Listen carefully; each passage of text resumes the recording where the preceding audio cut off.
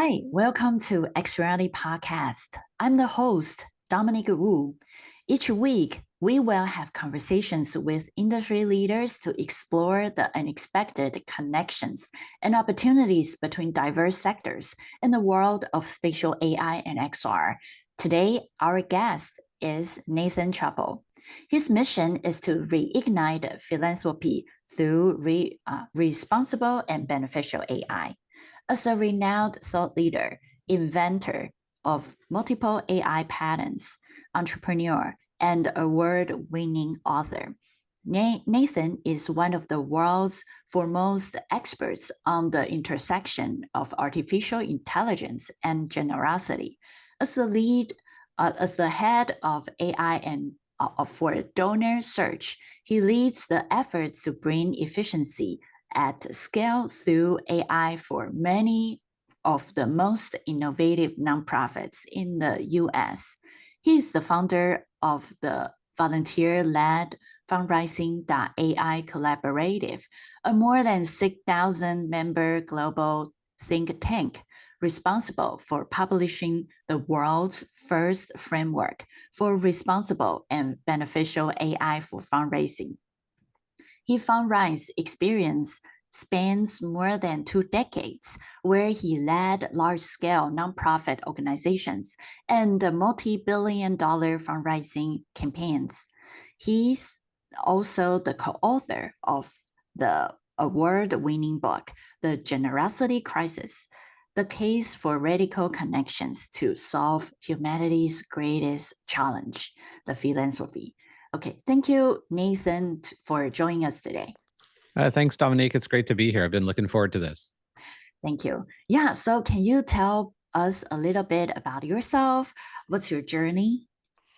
Yeah, it's kind of funny when I think about it because I spent 20 years in the nonprofit industry, raising money for really great nonprofits, but I didn't start out that way. I started out as a technologist, actually in high school. I worked at a company that was doing a lot of really old school photocopying records for court cases. And I did that for 5 years. And when I was in undergrad, I was like, there's got to be a better way. And I was always an early adopter. So I was looking at advances in optical capture. So, back then when iOmega came out with a zip drive, that unlocked a lot of possibilities of like, oh, now we had 100 megabytes to store something. And then we were working with magneto optical drives. And so I started my first company that was essentially moving from like that static photocopy machine and paper to actually building a computer that could essentially do high-speed scanning and store data on a magneto optical drive. That moved into CD-ROMs, then it moved into Adobe PDF.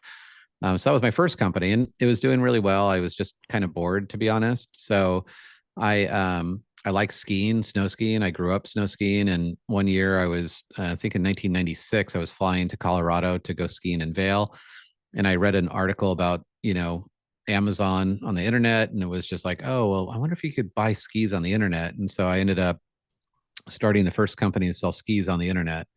And that was 1997. So I got in from there. I did a lot of SEO consulting at the time because no one really knew what was happening with SEO. Just a fun, like a really pretty much a Wild West from about 1995 to early 2000s. It was just a lot of exploration, a lot of growth. And I sold my second company and I started volunteering at a local nonprofit. And then one day, the person who was running the nonprofit said that she was moving to Idaho. I live in California. And so I had sold my company and I kind of accidentally volunteered to help out. And I thought would be like, 6 or 7 weeks until they hired someone new. And I ended up there 7 years. And I fell in love with the idea of, waking up every morning and, helping support my local community. And then for 20 years, I ended up working for nonprofits. I left there. I did consulting at a global scale, and then ended up serving at a university at UC San Diego as associate vice chancellor, and then a senior vice president at a cancer center in Los Angeles called City of Hope. And City of Hope is a 100-year-old cancer center that had an amazing team, an amazing mission, but pretty antiquated processes. And so in 2017, I was really just kind of dismayed by the lack of innovation in the nonprofit sector. So ended up building what I guess is the first machine learning model. We got 2 patents on it called gratitude prediction and machine learning, where we're taking a lot of data and essentially identifying patterns of people who gave to the nonprofit versus those that don't. And so, yeah, the kind of the rest is history. So now, fast forward from 2017 to today, I run an AI team at a company called DonorSearch, where we have about 13,000 nonprofit organizations that work with us and buy data from us and get scores from us. So that's my day job. And then my night job, where I volunteer pretty much a lot of time now, is on the responsible and beneficial AI side. So whether it be the framework for responsible AI or its legislative review of pending legislation on responsible AI, that's an area that I'm really passionate about. It's really my volunteer effort where you had read the bio. I think we'll have 10,000 people involved this year from 100 different countries. So it has just grown massively. I mean, it's just been amazing to see people come around. So yeah, outside of that, my spare time, I write books. So I wrote the Generosity Crisis. We're writing another book now called The Generosity Reboot, which is actually going to have a lot more AI in it, in how nonprofits have to do something pretty radical to really inspire generosity and connection. So yeah, that's the whole journey from technology to nonprofit and back to technology, focused on nonprofits. So I feel really fortunate to spend my effort working with organizations that wake up every morning wanting to make the world a better place. Wow, this is very, very inspiring because we all know that the world is, I would say, is becoming another. I would say it's a AI revolution, Yeah, evolution. So if you see right now, there are tons of layoff. yeah, And I think all the companies are less about human based or helping human, but more about chasing after investors or make investor right, happy. So you see, like if you are from, for example, every time when I listen to some news, it's more like, oh, they are cutting costs. right, So before, people treat human as talents, yeah, resource, they want to keep them. So there are a lot of benefits, yeah, but now it becomes all the talents become cost, and all the a lot of stuff becomes automations. And my right, background is more like a art, so right, I find out that you see like a writing or voiceover and image Photoshop. sure, I talked to some of the teachers. They start questioning, what's the point of right, teaching Photoshop? Maybe we need to cancel or change the course. right, So yeah, it now becomes like a 3D modeling, video generation, and game development. So we can see all the trends, and I really appreciate that you create the kind of use AI to bridge the gap for the philanthropy.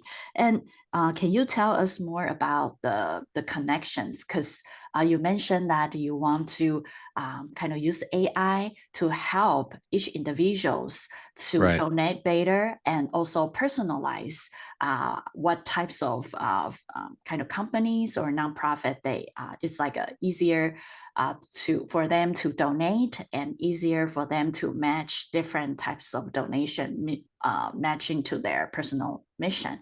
yeah. So can you tell us a little bit about those kind of how do you do all those match? Yeah, I mean, it really started with this idea that, the average nonprofit looks at the potential group of donors, the people that would have some sort of affinity toward them. And the reality is they have far too much data to really make sense of it on their own.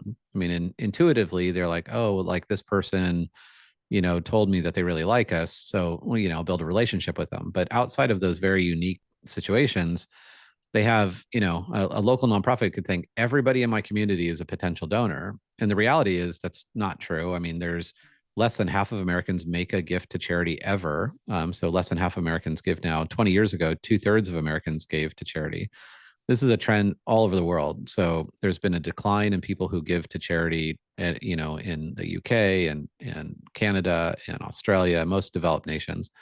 And so really this comes to the need of looking at all the data that exists and identifying patterns of people who typically would give, and not just give one time, but continue to give. In the same way the private sector does this to identify, you know, like Nike, Nike used to think, well, if we just sold a pair of shoes to every person on the planet, we'd be unstoppable.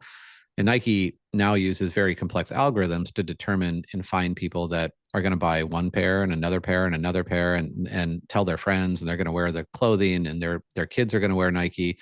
And so what they're doing is using analytics, and machine learning, deep learning, to identify better consumers, not just more consumers. So same is true in the nonprofit sector. So our work was, when I started, I was at a cancer hospital, and the average cancer or average hospital has 2 million patients a year come through the doors, but only 3% of patients ever make a gift to a hospital in their lifetime. And so it truly is like this needle in a haystack. So what we did was we kind of reverse engineered. We look at all the people that ever made a gift. We use around 1,000 data points, and then we essentially create a profile of what a better donor looked like. And then as those 2 million patients come in the door, we can screen and kind of scan them to say, hey, this is a person that you should reach out to versus someone that you shouldn't. So that was the beginning. The beginning was really about the precision. So it's all, predictive AI and creating precision and efficiency, which, nonprofits need dramatically. They need a lot of efficiency because they run on very small, margins usually. They don't spend a lot of money on research and development. They don't have a lot of excess capital, and any money they spend on things that don't work means that that's money that doesn't go to their mission. So, fast forward from the predictive AI world in 2017 to, 2022, really, where, when GPT came out November 30th, 2022, it really opened up a tremendous new, opportunity. So it's now, the opportunity where we talk about it in terms of precision philanthropy. And precision philanthropy is that you can take and have these really great predictions, but now you can activate those predictions through some sort of creation, whether it's, an automated email or some sort of like customized email or some sort of report that talks about the things that the person might like. It could be a video, it could be pretty much anything at this point. The same way we see the private sector doing this, Carvana, produced 1.2 million custom videos recently using generative AI to, with a picture of the car that the person bought, and told a story about how when they met their car and how fun it's been to be, that whole thing. So the opportunity right now is in the nonprofit sector to have clarity with your predictions and then activation through generative AI working together. So this is very much a, match made in heaven, if you will, from that perspective. So all of those things are, the background, to essentially find people that will most likely, give to your organization, but also spread the word about the organization, to, wear it proudly and talk, to their neighbors and their friends and their family about it. And that's what we call this idea of radical connection. And in our book, while we talk, the stark nature of generosity in America is that less people are giving to charity, but the charities have this opportunity to not just find more people, but to find people that really have a deeper connection. So this idea of radical connection could be supported through AI, through machine learning and Gen AI, where you can now at scale, customize content and customize approaches with the right people at the right time for the right amount of money. And that's really exciting. I mean, I call myself a hopeful pessimist because I still worry about the future and the future where AI goes in the wrong hands, which I spend a lot of my time on the legislative side now. But I am hopeful because I know that every day I can wake up and help make a difference, and that we can use AI for good and really, build communities and bring people together. And I don't want to fast forward too much, but that's also where I see XR being like a really cool, next level opportunity where you're doing that, and another way of bringing people together. Yeah, wow, this is an amazing job. And also, like when you wake up, you see the good sides of AI, which is helping people to identify which types of nonprofit align with their mission. So can you tell us what's your app looks like? For example, like is that Sure. an app or is that customized for different nonprofit sectors? Yeah. How this like a user journey flow Yeah. looks like? Yeah, we've learned a lot over the years. Starting in 2017, I think we've learned every lesson you could learn the hard way. And we're identifying patterns of people who make a one gift versus people that make many gifts. We learned that looking at wealth data was not very predictive. So we actually don't use wealth data in our models at all. We're just measuring connection. So what we've done, fast forward from 2017 to today, we have a pretty robust process for consuming data and then also for displaying data. Predictive AI is a little harder than generative AI in the sense that easier to explain actually and how it works, but harder to visualize. It's not as sexy as generative AI, which is like, give me a picture of my dog having a picnic on the moon. It's just like really impressive. You could do that in a few seconds.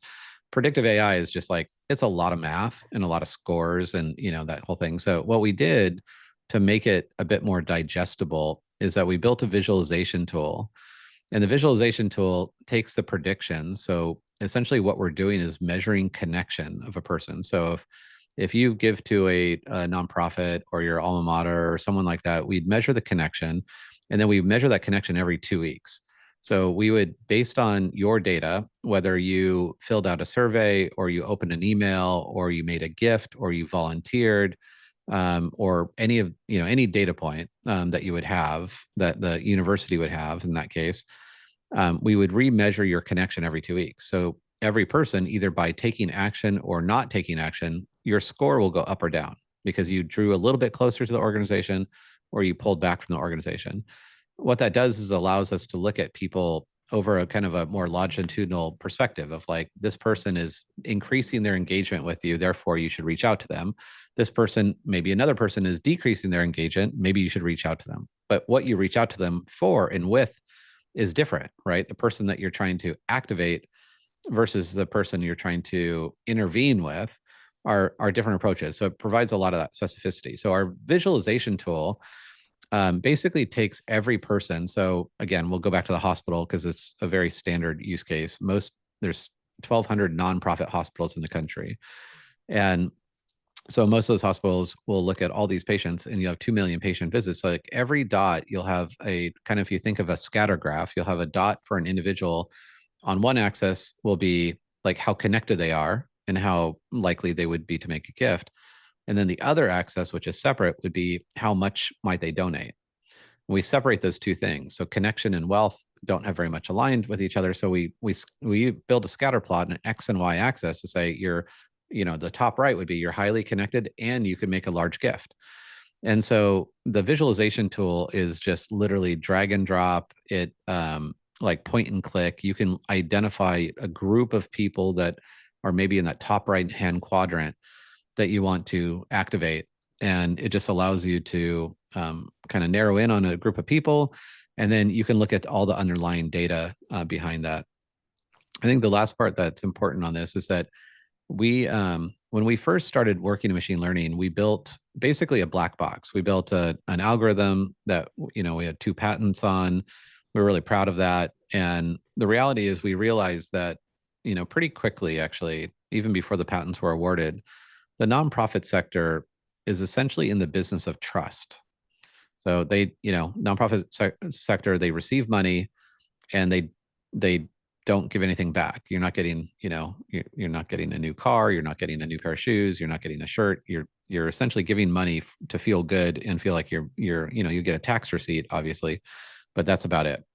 So I think what we decided in a big pivot for us as an organization is that we decided to build all of our machine learning models in a completely transparent way. So in addition to that visualization tool where you can look at, how somebody scored, we also deliver in Tableau essentially the algorithm in visual form.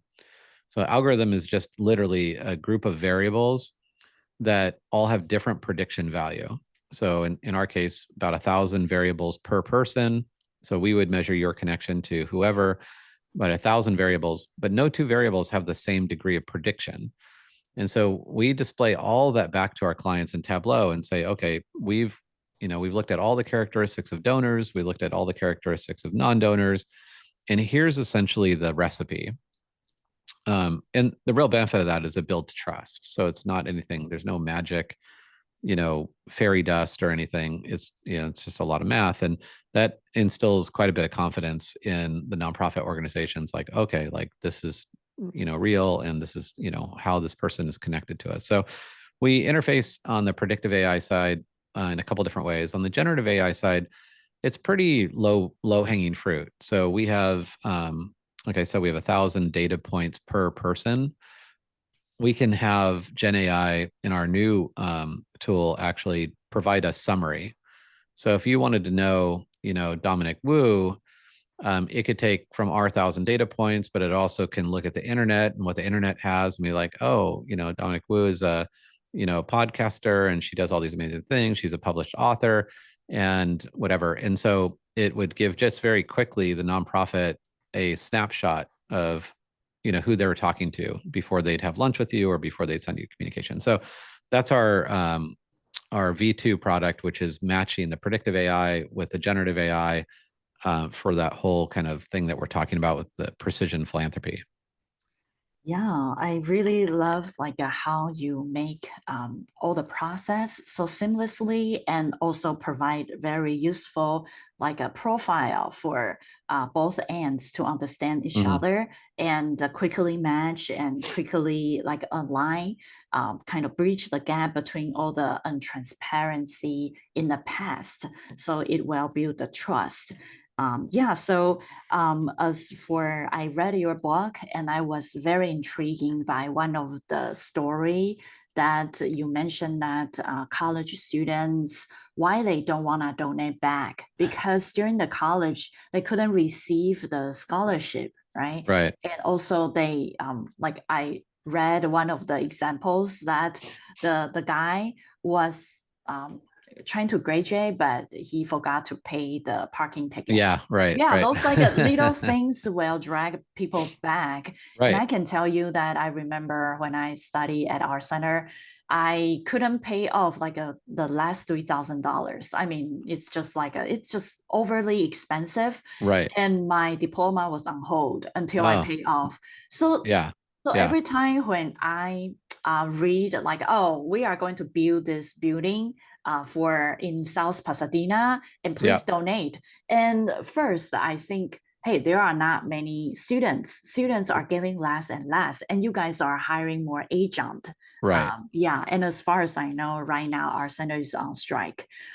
Teacher are like getting food stamps and living under like around poverty lines. Yeah. So you want me to donate money and to build more beautiful buildings for you. So that's why I feel like there's a misalignment Right. for student, teacher, and also borders, because I believe those decisions are from borders. It's just a small touching point when I read that. Yeah. I feel the same thing. I mean, I have to pay off It's all the debt before Yeah, I it's a get my famous, diploma. I mean, the story resonates with a lot of people because Mm. I have two master's degrees in undergrad and, I mean, the cost of education is so much, right? And the thing is, so my co-author, Michael, I mean, he'll never donate to his alma mater ever. Like if I mean, he had an incredible experience there. He met who is his wife now. They've like, but the reality is like when they held his diploma hostage for a few unpaid parking tickets, he's just like, no, like I'm not. So all that to say is that that's one data point. So that's a data point that when we collect all the data points, like what degree did you get? How long did it take? Do you live on campus or off campus? Were you an RA? Did you participate in other activities? So no two people have the same experience. So you can compute like people that had that experience and find similarities of many people that won't donate because they had unpaid parking tickets, or you might have people that had really great experiences and they donate a lot of money, and you essentially what that's the beauty of, deep learning really is like looking at correlations between people that had different types of experience that no two people are alike. You can measure every person as an individual And, I mean, there's a lot of people donating a lot of money to universities because they, that's where they got their start with their company. They made a lot of money. They feel like, well, they helped me do it. I want other students to have that opportunity.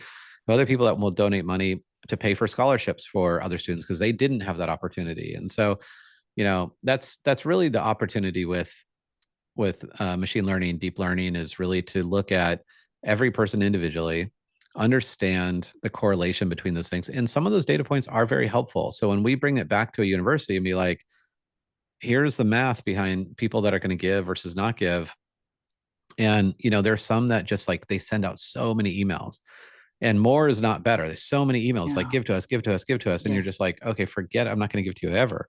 Yeah. And so, once you look at like the correlation between like the cadence between emails, the types of emails, even what's in an email. So we did a project for a university where every time they use the word latte in an email, it was like, for the price of a latte, support your alma mater.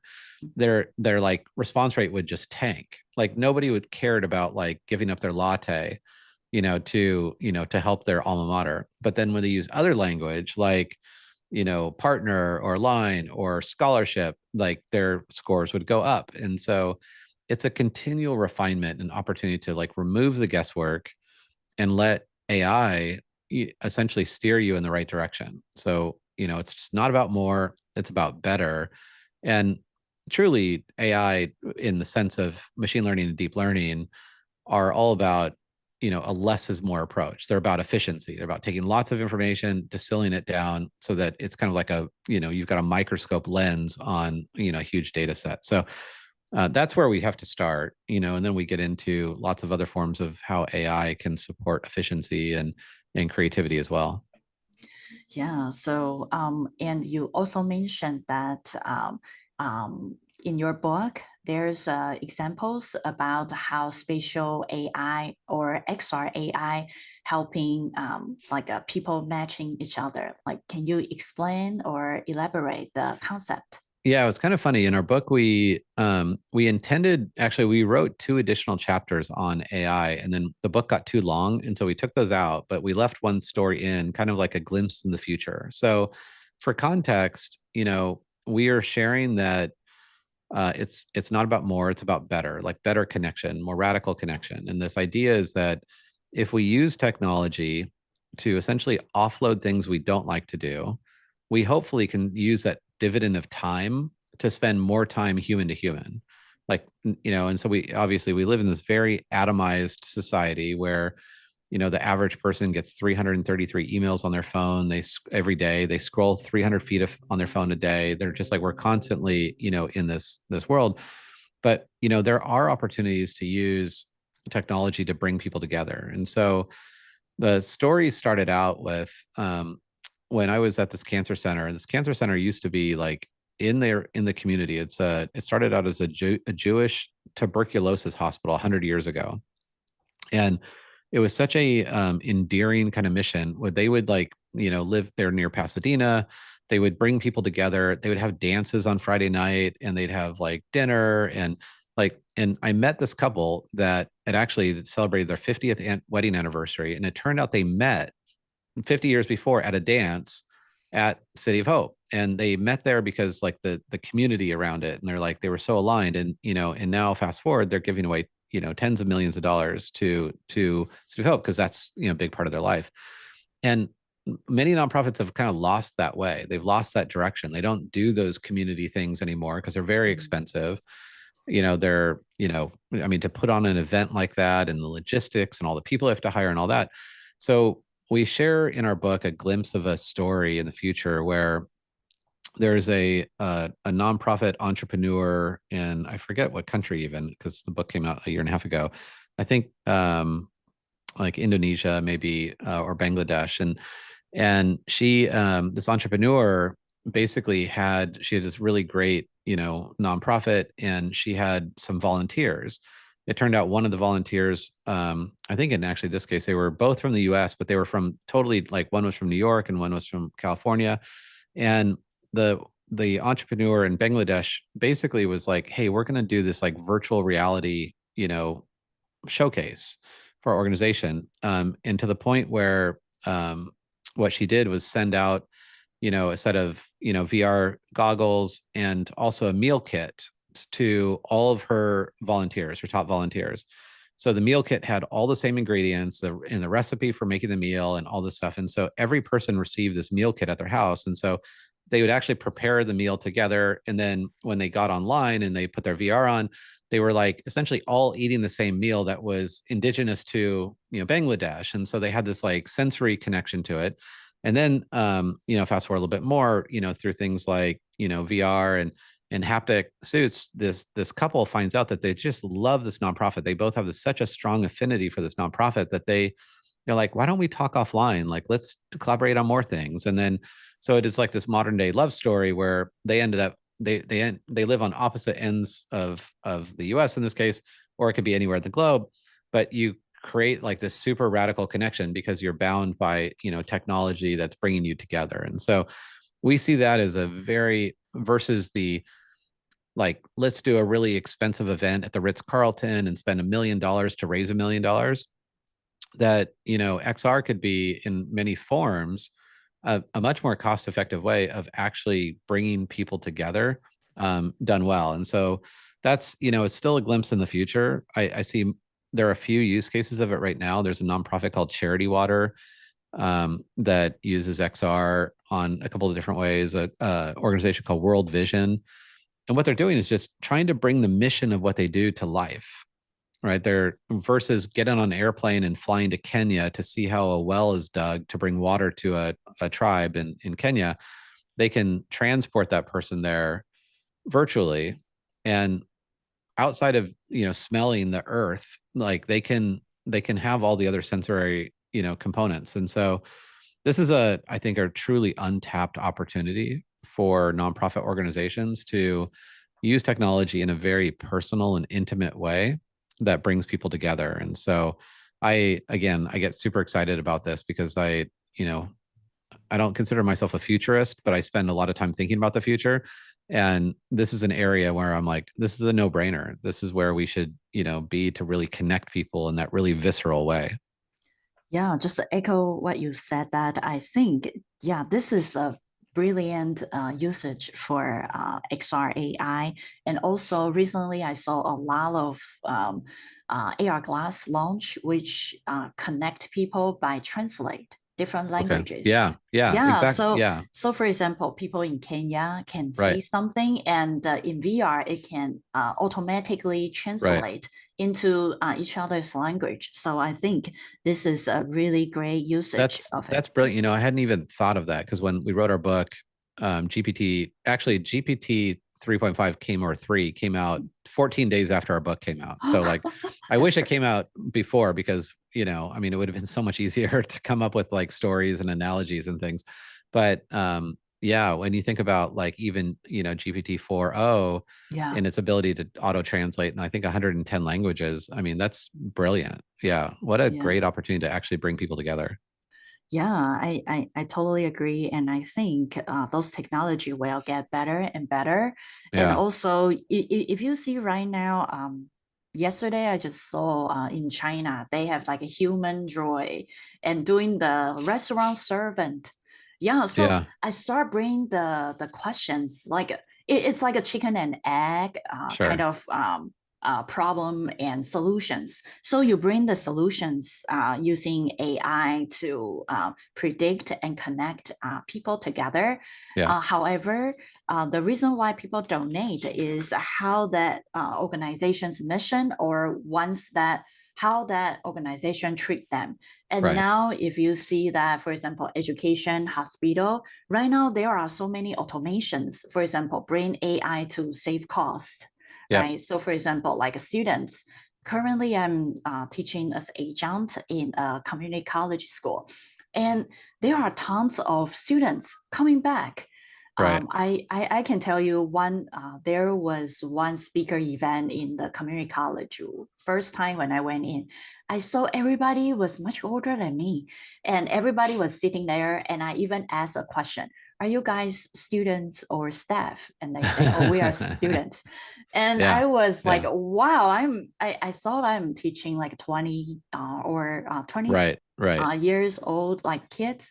But I'm teaching a lot of people that just coming back to school. Right. Right. And I ask them why, because they say, oh, first, community college, it costs almost nothing or Right. free. Right. And the second, they are losing their jobs. So Sure. it's interesting to see this thing. And also, I talked to some professors. They mentioned that right now, because of the layoff, even in Bay Area, a Sure. lot of people couldn't find jobs. So I can see that the profitable companies are keep laying off and bring a lot of bots Yeah. in to automate work. And I can tell you those bots are not really friendly. For example, when I call the Bank of America, I just want Right. to change an address. And Yeah. I couldn't even talk to a human because they block my credit cards one address to change. So I have to Right. keep calling and I need to change different. At Yeah. the end, I just told them that, oh, my credit card was stolen. So I And then can you talk have to, to, right, you got yeah. to trick So the system. Yeah. yeah, so I Yeah. was like, hey, before I can directly talk to a human, but right now because saving cost, and there are so many people are looking for jobs, and while organizations are creating a lot of so-called automations, but Right. actually make people distrust them more. So I can see that you see AI automate a lot of things that save a lot of cost, but while making a lot of people distrust, Sure. even though we are trying to connect them and make them match together, but the experience right now chasing of the profit make Yeah. people like you see like there are I just see that there are so many unemployment there, but Right. while all the profitable companies are using bots to replace Right. human, and these types of distrust of organizations will increase, especially Gen Z. If you Yeah. see Gen Z, a lot of Gen Z, because a lot of organizations, if they want to hire real human, they will cross out Gen Z very easily. First, they are very young, they don't have experience Sure. and need to retrain. And because of COVID, they are disconnected. They couldn't communicate with human. Hmm. So a lot of things makes me wonder that it seems like a lot of AI can really help us, but also for the organization, it feels like a very distance from the Yeah. humanity. It causes untrust. So how do you see this kind of like a weird circle? Yeah.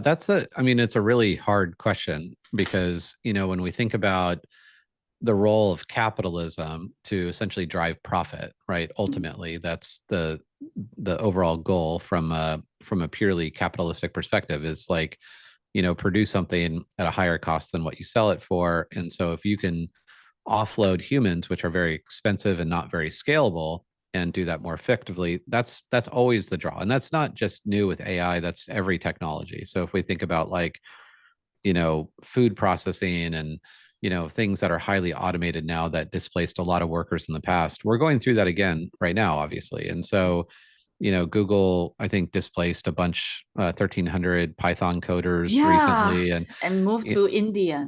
Yeah. yeah, yeah. So, that's always going to be the challenge, I think, with technology. And, you're seeing big companies. My son worked for Amazon and, was laid off in the big purge 4 days before his wedding. So, it was, Wow. I think 18,000 people were laid off at that point because, they'd overhired in COVID. I think the hard part and I think the opportunistic part for the nonprofit sector is that technology will let you do more with less, right? Ideally, it can let you do more with less. It's what we decide to do with the less. Like if we have essentially a dividend of time, because we can now, in a nonprofit setting where we can like have Gen AI draft letters and proof things and let us level up our opportunities in our work. What can we do with that extra time? And for the nonprofit sector doesn't live by the same kind of capitalistic demands. So we don't have the same financial incentives that we have to scale at any cost. Nonprofit sector has to really wrestle with this idea of what do we do with that dividend of time? And if that dividend of time is spent, okay, now every person you just saved, and this is be a conservative, you save 20% of your week because we're using, lots of AI. That 20% could be like, okay, I want you to handwrite letters to people. I want you to pick up the phone and actually call and just check and say, hi, I want to see how you're doing. Or Mm, I want you to take that 20% time and have lunch with somebody. mm, So it's, I kind of think about this the same way as like in medicine right now. Medicine is struggling with the same thing. So AI is really good at understanding. So if you put a microphone in a clinical room with a doctor and a patient, mm. the AI will pick up on all the nuances, like inflection of tone and all the notes, and transcribe the notes and have much higher degree of accuracy. And so, say the doctor now can get through their visit about 30% faster, and, is it going to be that they just see 30% more patients? Or are they going to spend 30% more time with that patient, looking them in the eye and empathizing with them? And sadly, there's a study that just came out that shows that in a blind test of doctors versus Gen AI, that the people who they didn't know if they were talking to doctors or Gen AI, they actually rated Gen AI as more empathetic than the doctors. Oh, yeah, yeah, So, because so Gen AI has a very certain empathized way of right. Yeah. replying. And also, I can echo with that because ChatGPT just launched a long time ago, launched a Japanese version of something called AI Tutor. Okay. And one of its feature is that a lot of teachers in Asia or parents will have bias towards a certain student's future and Yeah. give some certain of projection of wishes for their goals or careers Right. advice. And Right. Gen AI is unbiased. So students Right. will likely to open to Gen AI than your parents or your teacher. Exactly. Yeah. Yeah. And so we see Gen AI like outperforming humans. My hope, and I truly, I like this is just has to be just through a lot of education, is that we take the dividend of time to spend more time human to human. Yeah. Like offload the things that are mundane, offload the things that, are repetitive, offload the things that you don't like to do, use AI for those things. And then take that dividend of time to be able to spend more time, having real conversations with real people and empathizing and collaborating and just enjoying. And so, I that's the world that we're living in right now. I think it's very much kind of a wild west where there's little, very like no regulation in the Mm, U.S. Right? I mean, yeah. there is in the EU, but um, on what's good or bad, Mm, in this. So it's kind of like the early days of social media when we thought, I mean, it's a good example because when social media was new, we were like, this is the greatest thing ever. This is going to bring people together yeah. like from anywhere in the world. And we're all going to be one big happy family for the first time in history of mankind. And, fast forward, 15 years and it's like, okay, well, there's a decrease in happiness, an increase in anxiety, increase in depression, increase in teen suicide. So Yes. we've learned about that technology can have unintended consequences and an adverse impact that we don't think it's going to. So right now it's our opportunity to shape the future for how the next version of social media, which is going to be both in, ML, it's going to be in Gen, it's going to be in XR, how those technologies collectively are either going to bring people together or tear people apart. And that's up for you and I. Like that's up for anyone listening to the podcast of it's now our role and our responsibility to measure technology based on whether or not it fosters connection or does it bring people, further apart. Yeah, I think what you mentioned is amazing because I think um, machine or AI really kind of help us to do more with less time or Right. less effort. So with this, for example, 20% of additional time or 30%, how can we use that to kind of build the trusty relationship with the real human? I think Yeah. it's very important. And also this morning, I listened to Wall Street Journal. There's an article, very sad, but it's kind of the new phenomena. Teachers the school district teachers got kind of like a resigned because Oh, student bring their smartphone to the class, and while yeah, teacher are teaching the class and students just keep using it, right. and the teacher want to stop students using smartphone during the lecture time, but students just keep doing it. Yeah. And it seems like the parents support students having smartphone, and teacher feels like wow, like kind of Well, couldn't that's, really help. Yeah. yeah. There's a book now called The Anxious Generation. Yeah. And the author, I was listening to a podcast that he was on recently where they've tested this with schools where they have cell phone lockers. And Mm. so in certain schools, they, student goes into the main thing, they lock up their phone, that no phones with anything texting or anything are allowed. Only like say a flip phone for phone calls, but like if their parents had to get a hold of them, but no other type of communication. And it turns out that after like a month to 2 months, that the test scores go way up, Mhm. that the overall happiness of the students go way up. I mean, teachers are happier as well. So I think to your first part of the question is like, how do we do this and how do we bring people together? Part of it is it's going to take a type of discipline, and for us to know that more is not better, right? We're already overwhelmed. Our attention span is decreased by 25% in the last 15 years. So we're basically can't consume anymore. So we're going to have to create boundaries about how much we use and monitor all of that. Personally, I've gone like super old school. So like I travel every week, and in my backpack I keep a set of stationery with envelopes and stamps. And my practice is every morning. So if I'm going to meet with someone and meet them for coffee, their cup of coffee will have a handwritten note next to it. Wow. Or if I'm not going to see anybody, I will put a stamp on it and I'll mail it. And so start my day with writing a few notes to people. And it's amazing and not surprising. It's amazing how much they like people just love that personal touch. And Wow. it's not surprising because when I receive something like that, it's just like, oh my gosh, like It's I'm handwritten. it's handwritten. I'm not going to throw it away. So I Yeah. believe that the premium, like the high level premium on personalization Mm. is never been greater and actually will continue to increase. So as we become more Mhm. atomized as a society, the premium on personalization will increase more and more. So if you can find that dividend of time, whatever it might be, buy somebody an ice cream or, Wow. return a shopping cart. I don't care. Like it could be anything basic at the human element level.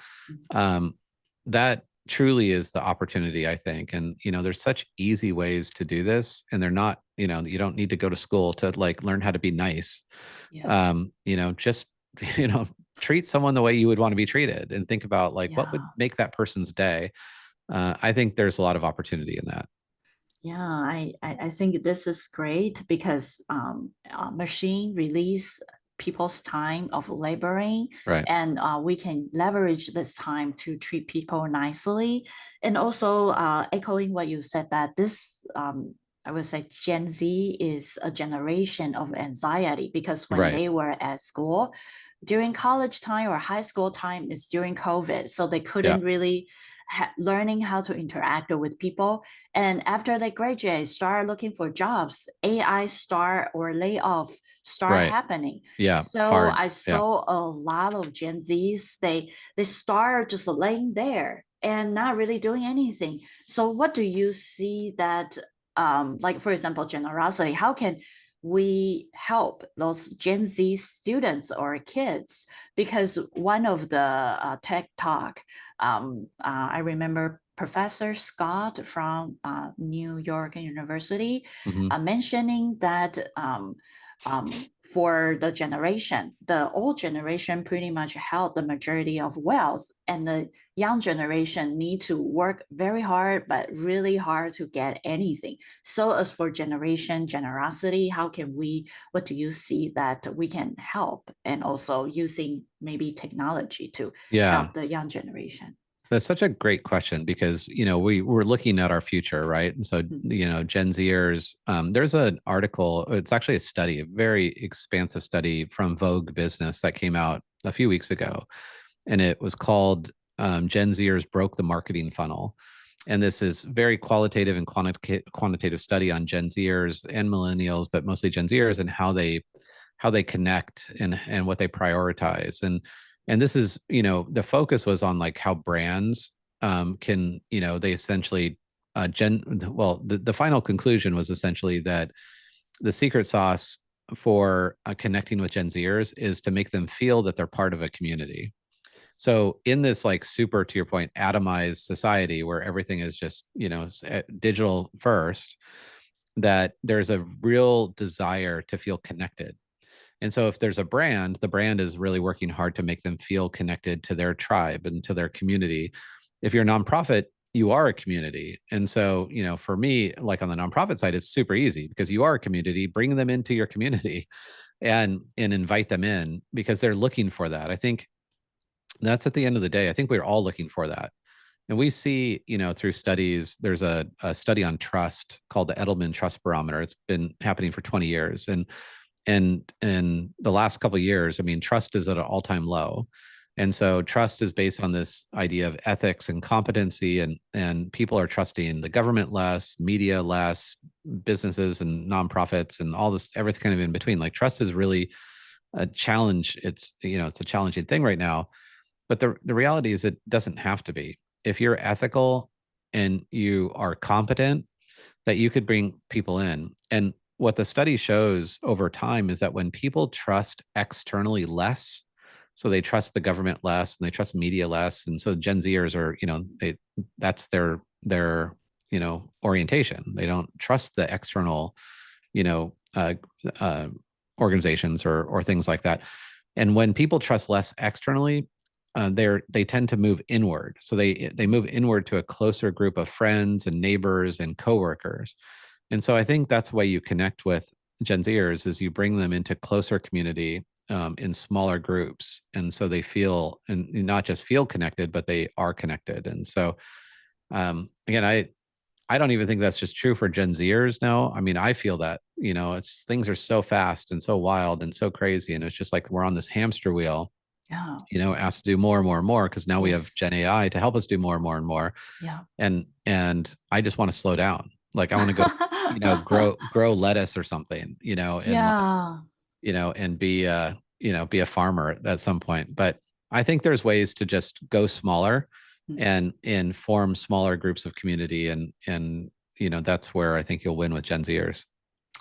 Wow. Yeah. So I do agree with you that Gen Z is kind of like a generation of anxiety. Yeah, First of all, they couldn't really get into anything, and then yeah, they just been there and trying to come up with something, but because of all the, I would say, all what they've been through, so that's why it's like they go back to inwardly and seeking for connections. yeah, So yeah, so I think for those AI and also XR, see how we can also help them to exactly. be connected with the right maybe nonprofit or community for them to feel more meaningful. Exactly. Yeah. I mean, it really is. Again, when people ask me, like, how do you evaluate whether technology is good or bad? I don't Yeah, really think it's binary, but I think if you wanted a very simple way for you to evaluate, does this technology bring us into closer connection with one another? yeah, Does it instill and foster trust? Like those are two really easy things. Like if this technology moves people apart and it yeah. doesn't, incentivize trust, then probably don't use it. Like we have enough of those types of technology. So use technology, in a way that can bring you in closer connection and also in closer trust with others. And I think it will serve you well, it will serve our societies well. Yeah, wow, this is a very wonderful ending because I think for technologies, what can we do with the current kind of hamster like a racing types of Right. every day there's new update. Yeah, and I also feel overwhelming about all this. And right now, I'm teaching as adjunct professor, and a lot of professors are wondering, what can we teach students? Everything Right. has AI, right? And right now, AI can be the tutor. You Right. just open the phone and ask all the questions. what can we teach? And Right. even though like we know more, but it just feels like, wow, we are in the area where we have to keep up to date. But AI is I would say, the overall, the entire humanity's wisdom. How can we as a Right. one person can start like working with it? It's just like some interesting ways that we have to think. And I will also ask one of the previous speaker, what can we do? Because in the future, if let's say Elon Musk mentioned that in the future, actually, we don't really have to work. Right. Work is just Right. a voluntarily gesture. And so if that is the case, maybe every company that we start need to be nonprofit, right? Right. Because we can Yeah. solve what we can solve is not just production stuff that helping people to do less for more, but more something solving a problem that right now we couldn't solve, such as Exactly. energy, Yeah. climate change, Right. poverties. So that's what I'm thinking, that yeah, Yep. maybe everybody got UBI, universal basic income, Right. or negative test Yep. return. Yeah, or yeah, so it's a very interesting ways that we see it. How can human do? How can we really do things if later on AI really take over the Yeah. majority of the surviving or all the meaning stuff? Yeah. Yeah. Yeah. Time will tell. I think what we have to do is just wake up every day and make good decisions and be good to people, use technology for good and not evil. And yeah, hopefully we can steer the direction in a way that's positive for humanity. Cool. Yeah. So yeah, this is a very profound ending. And at the end, do you have anything you want to mention for the people or the Generation Z or some others, like encourage them to do more generosity deeds? Yeah, I mean, generosity is one of those things. It's a paradox for a reason. Is that when we as humans when we give back either of our time or money, our brain releases dopamine and serotonin, so you feel better and you want to do more of it. So, the hardest thing is when many people just don't. It doesn't occur to them that they even should or could. So my encouragement is just do something and start small, and it doesn't have to be monetary. It can be literally, returning a shopping cart for someone, or, paying for somebody at Starbucks behind you in line, or something just small, and then make it a habit and think about how you could do, a little bit of that, once a week, and then, continue to build on that. So start small, take baby steps, and pay it forward. And I just think, good things, great things can come from that. Yeah, thank you so much for Nathan's amazing talk, and I got very inspired by how you utilize AI to help people connect with nonprofits, and also helps building the community that resonate to everyone's inner kind of mission, and also bridge the gap between different people. So I think this is a wonderful types of ways to utilize technology. Yeah, just like you said, that technology, there's no evil, Right. good. It's just how we utilize them and bring people close together. Yep. Yeah, Awesome. Yeah. Thanks for yeah. having me, Dominic. It's great. Spend some time with you. Yeah, thank you. That's it for this episode. Thank you for listening. We release episodes on every week. So if you are enjoying this conversation, check out our other episodes on Spotify, Apple Podcasts, or YouTube. Support us by giving us a follow or a 5-star rating, or subscribe to our channel and give this video a like. Thank you so much, and see you next time.